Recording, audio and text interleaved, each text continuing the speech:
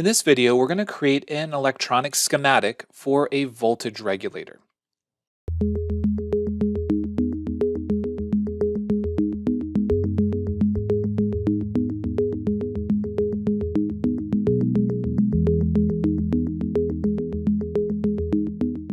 Hey everyone, thanks for joining. And if you've been following along with our PCB design series in Fusion 360, at this point we are exiting the library portion and we're going to begin creating a design.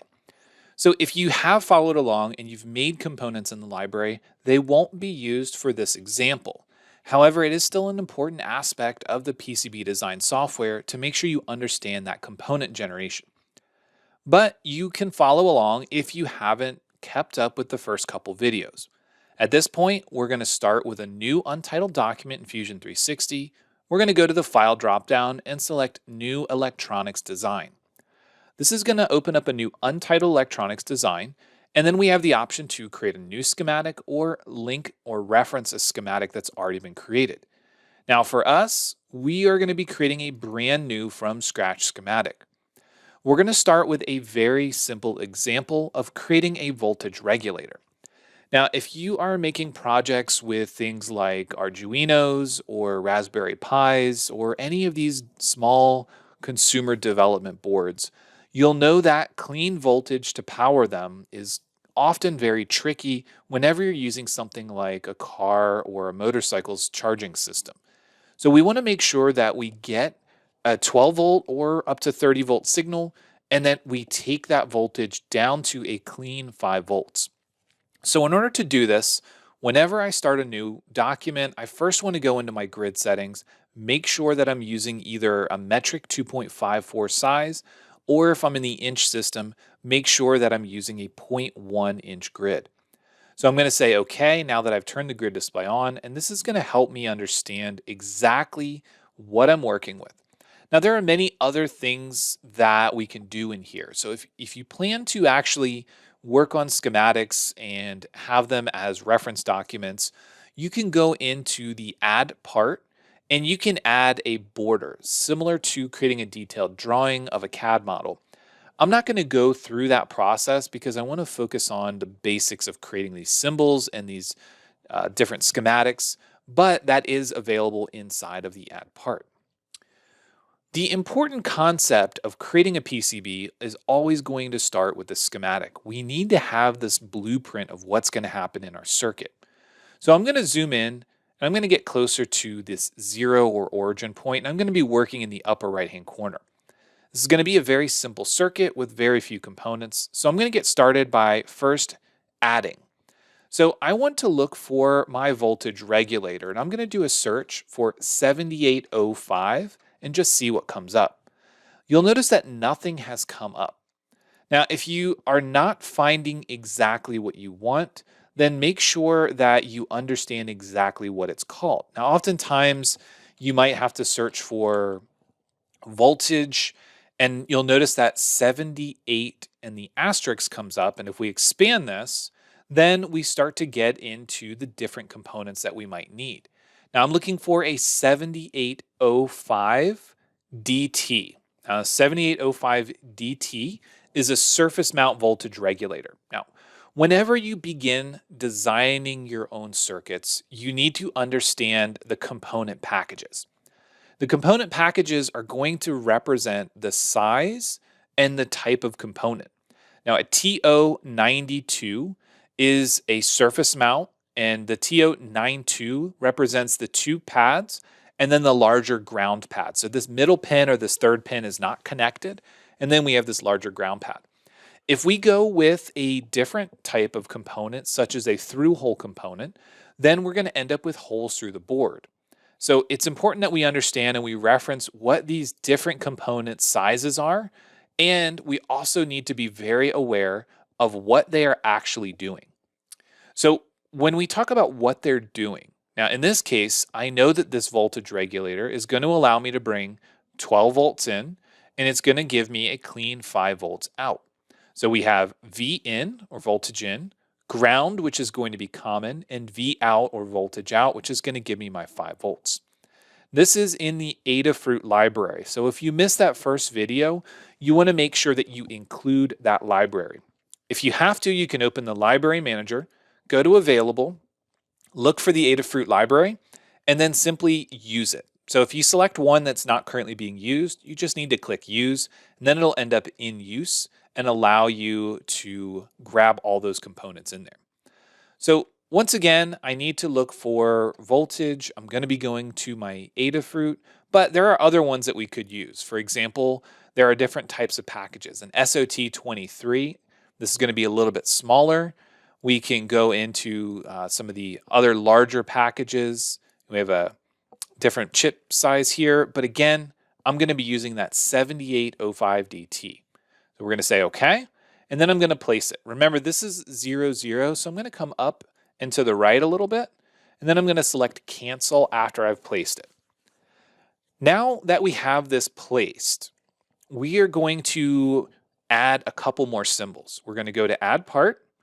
I'm going to minimize the AutoRoute. I'm going to clear my search, and then I'm going to come down to power symbols. I'm going to be bringing 12 volts in, so I'm going to grab plus 12 volts, and I'm going to just place it up in here to the right. And then I'm going to put another one over here, and I'm going to say cancel. If you say okay, it'll bring you back into the library. If you say cancel, it'll close out of the library. Now that we've added 12 volts, I'm going to scroll down and I'm going to find GND or ground. I'm going to say okay. Ground is going to get added directly to here, but since I want to understand the process of adding nets, I'm going to place it down here. And then I'm going to add another one over here. And I'm going to add another one over here and say okay. Lastly, I'm going to add another symbol, and this is going to be plus 5 volts. And I'm going to place this one over here and to the right and say okay. So at this point, I can move a few things around. I can clean some stuff up. I realize that I need potentially another 5 volts, potentially another ground, or I can actually get rid of these altogether. It depends on how you want to lay out your circuit. For our purposes, I am actually going to delete the 5 volts in the ground. I'm going to get rid of them, and we're going to talk about different ways in which we can connect it to something else. There's more that we need to finish this diagram, so I'm going to go back into my add parts. I'm going to minimize that, and I'm going to take a look at what we have. Under connectors, we have pins, pin HD 1 times 2, and if we take a look at these, you can see there's a 3D preview. It's a 2-pin jumper. We've got a 90-degree, and we've got just the straight-up version. You'll notice that we have the symbol, we have our footprint, and we have our 3D model. This is going to be standard. I'm going to use this twice. I'm going to place one over here, and I'm going to place one over here, and then I'm going to hit cancel because I don't want to go back into the library.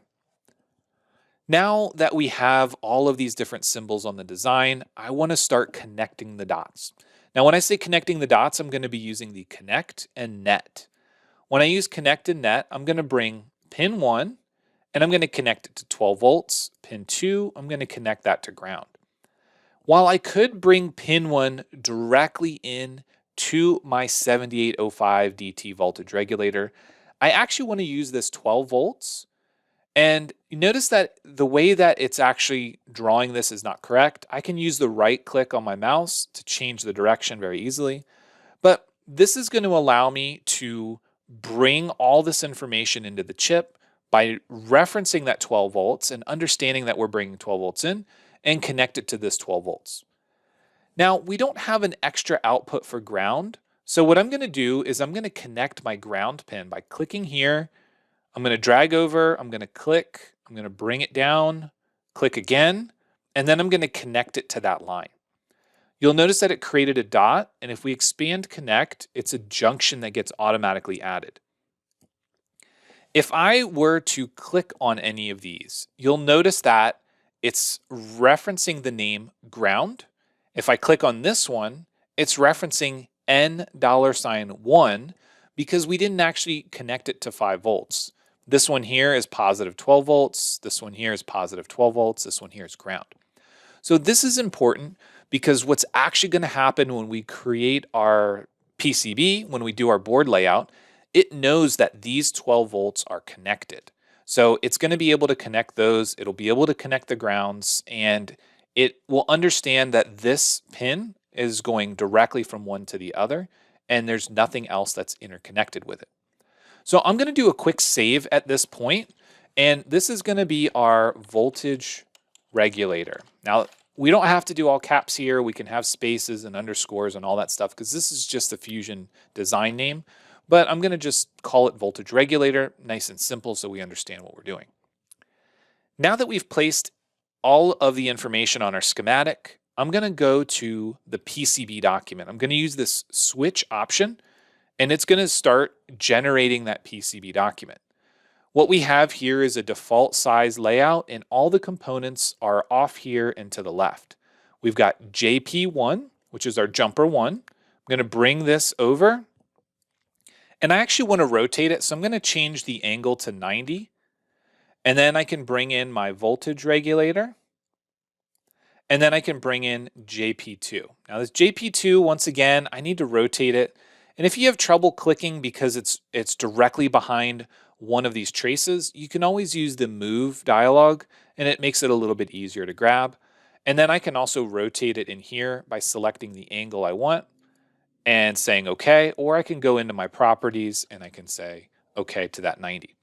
Don't worry about mirror and spin right now. We're going to talk about mirror in just a little bit, but we want to make sure that we have this information in. So what we see here is we've got 12 volts coming in. You notice that it connected that line here. We've got ground going to this pad and then coming back out. Those are common. And then we're going from this voltage out pin and going directly to our jumper. But our board is absolutely massive. This is way too big. We don't need a board this big. But before we move anything, we're going to go ahead and just create another save. We can manually modify the board size just like we did with any of the other components. We can move it down. We can make it a little bit smaller. But oftentimes when we're creating these projects, it's because we have something specific in mind. Maybe we have an enclosure we need to fit in. Maybe we are making a custom board. If that's the case, we can create these from a CAD model. So I'm going to start a new sketch. I'm going to do a circle. I'm going to make it 50 millimeters, and then I'm going to finish the sketch. Now this sketch can be used as a PCB. So if I use this dropdown, create 3D PCB or derive the PCB from sketch. So I'm going to save this. Again, it's just going to be PCB shape, something very simple, but it has to be saved. And then I can select my sketch and say OK. Now that we have our PCB shape, you notice that there are no packages. I can push to 2D PCB. It's not linked to anything, but I can push it into a 2D PCB shape.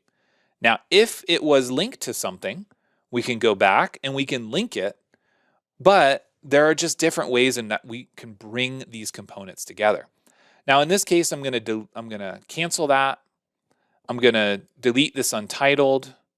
I'm going to go back to my PCB shape. I'm going to use this drop down, and notice that we have create 3D PCB from sketch. I'm going to do that option. I'm going to say OK. And this time I'm going to link it. I'm going to link it to my voltage regulator. And now when I go back into my design, you can see that our components are here on this circular board. Now, why did I do a circle? Just because it was different than that rectangle that we had. There's no real reason why it needed to be a circle, but this helps you understand the process of creating a PCB that we can link later or linking it on the fly. Now that we've added these components, there are a couple other elements that we need. We need to make sure that we actually create the traces. There are a couple ways that we can do this. We can use Quick Route to AutoRoute. We can do these manually with some of the routing tools that we have, or we can use the Quick Route Air Wire and manually select one of these wires. I'm going to use the Auto Router, which allows it to take a look at all the different options. We can determine how much effort we want it to apply. We can continue, and we can start the process. This gives us a couple different options that we can select and determine which one we want. In this case, I think I'll select this one. and then I'll end the job. So now what we've done is we've actually created those traces. I'm going to just close that PCBs out of sync. We're going to have to push these changes eventually. If you're not happy with the layout of any of your traces, we can always go back and make changes. For example, we can rip up specific ones or we can rip up all. We'll say okay, and now it takes us back to these air wires. If we want to manually route the air wires, we can click on individual ones. We can route them based on some predefined parameters. And once again, we can rip those up and make changes. There are also other things that we can do, like use polygon pores to create a ground plane, but for this design, it's not going to really be needed. It's very simple, very basic. So what I'm going to do is I'm going to push this to a 3D PCB. So from here, we're going to use the switch to view 3D PCB. It's going to generate it based on our board shape. It's going to update it. And now you can see that we've got our jumper pins and we've got our traces, and those are going to our packages. Now, if we expand the packages, you see that we've got this TO252, which is also the same as our TO92. And that body itself is just a very basic representation. It doesn't accurately represent what the component is. And that does happen from time to time. You can see the jumper pins are very well defined. They look just like you would expect, but that component doesn't match. So if you really need to see that component, you can always go back and you can model it yourself. You can find another component that's right. You can download a manufacturer's model. But this is the basic process of creating that PCB. I'm going to go ahead and make sure that I save my 3D design. So in this case, let's go to cancel. Let's go back to our voltage regulator. Let's save this design. And then you can see that it automatically saves that 3D PCB we just generated. And that way it'll all be back in the entire package. So if we take a look at the top level, this voltage regulator, it's going to have the images for our schematic, for our PCB layout, and for our voltage regulator. Let's take a look at just a few more little tips before we push this to a manufacturer's file. If I want to move anything to the other side of a board, all we need to do is we need to select the component and we can say mirror. When we use mirror, it can push it to the bottom of a board, and it's going to depend on the components that you're using and the board and whether or not you already have traces. So if we rip up our traces and then we select our component, let's go ahead and mirror it to the other side. Now that it's mirrored on the other side, you can see that it's blue, and that's because the top is red and the bottom is blue. We can flip our board and look at just the bottom. We can flip it back to look at the top, or we can isolate single layers if we want. Now that it's in the bottom, let's go ahead and use the AutoRoute all. I'm going to continue, let it generate all the different options for me. Now you can see that these different traces are blue instead of red. And they're blue instead of red because they're on the bottom. You'll notice that there aren't any vias in this design, which means that it's not transferring the signal to the other side. And that's because our pins are through holes. It doesn't need to. If we had one component on the top, let's say a resistor, and we had another component on the bottom, then it would need to use a via to get that information, in this case, the voltage or the ground, to the other side. And once again, we do have other tools in here that we're not quite ready to cover yet. This is the very basic process. We're going to save this. And then after we save it, I'm going to push it to that 3D PCB again. In order to get these updates, we need to push it to the 3D PCB.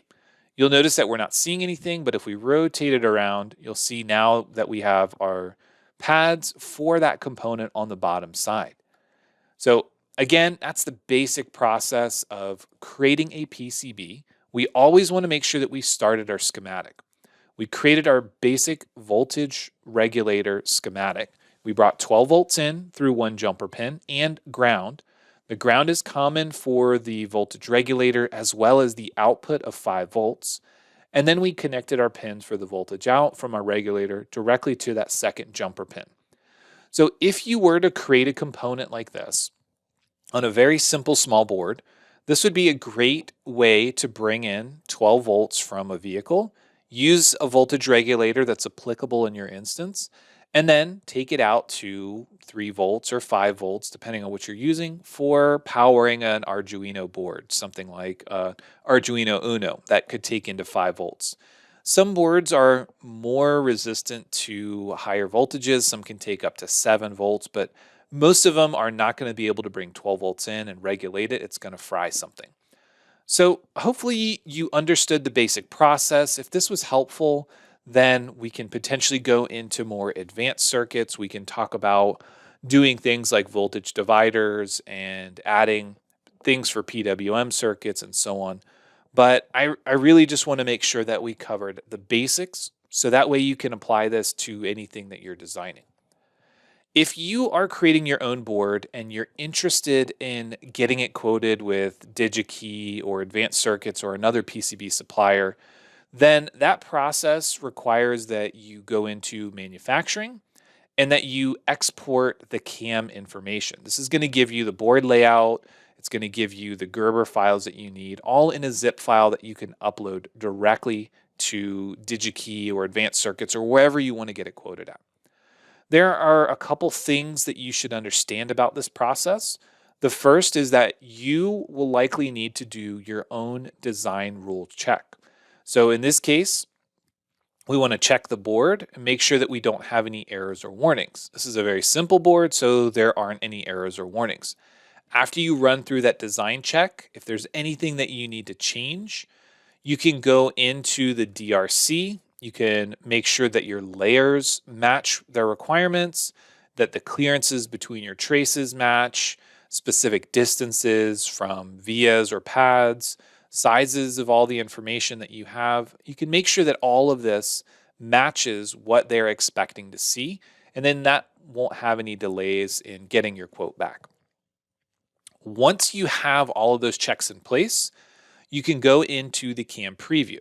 The CAM preview will let you see things like changing the solder mask or silkscreen cover. If you're using DigiKey and you need to use specific colors for things like the solder mask or silkscreen.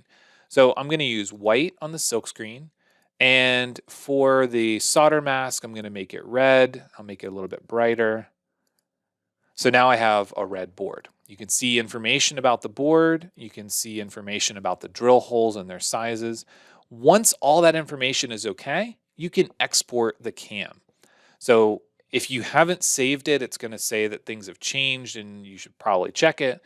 If you have saved it, you can see that it's going to give you all these files: the job file, copper top and bottom, the profile if you're cutting a custom shape, the solder masks and solder pastes and silk screens, the drills, and even pick and place information. So if you're creating a board with a lot of small surface mount components, then you can actually have the pick and place data, and that pick and place information can allow them to actually create your boards for you, not just the PCB, but actually place the components on them. So that is the basic process to design your own circuit board in Fusion 360 using the PCB design software. If you have any questions, please leave them in the comments and let me know if you like this. If you want to look at more complicated examples or if there's anything specific that maybe I can help with, then please let me know. I am still relatively new to PCB design, but I did think it was important to share this as I didn't find a lot of resources for some of my questions. So I wanted to put them all together, all the things that I sort of had to answer for myself, and give you guys that information. So that way, if you're struggling with it, then hopefully it helps. So once again, let me know in the comments if you guys like this series. If you wanted to see more on PCB or electronics, then let me know and I'll try to cover that information too. But thanks for watching.